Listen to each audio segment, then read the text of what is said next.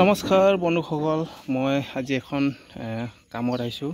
তো যেহেতু এইটো দেখি পাইছে এখন আসাম টাইপ ঘৰ, এইখন হ'ল আসাম টাইপ ঘৰ। তো আসাম টাইপৰ যেহেতু এখন বাৰাণ্ডা, তো এই বাৰাণ্ডাটো আপোনাৰ RCC ঢালাই দিয়া হ'ব। যেহেতু এতিয়া চাওক, এইফালে আছে আমাৰ বিম, এইটো হ'ল বিম, দেখি পাইছে নিশ্চয় বিম।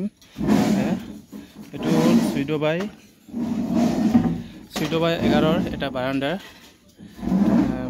ঢালাই হ'ব, ছাদ ঢালাই হ'ব। তো যেহেতু এটা মই আপোনালোক মেইন টপিকটো দেখাব বিচাৰিম, হিডেন বিম মানে চাওক, এইফালে ৱাল আছে, এইখন হ'ল ৱাল।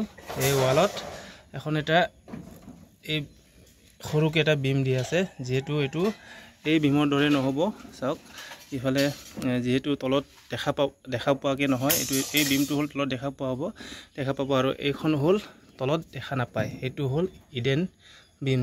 7x3 আছে। এইটো হাইটটো হ'ল 3 আৰু দীঘলটো হ'ল আপোনাৰ 7। তো এইটো বিমটো দিলে কি হয়, এই বিমটো দিলে মানে এটা ছাপোৰ্ট হয়, ভাল এটা ছাপোৰ্ট হয়, তলত দেখা নাপায়, কিন্তু হ'লেও কিন্তু ভাল কাম কৰে।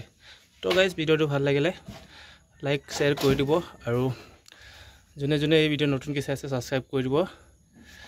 মোৰ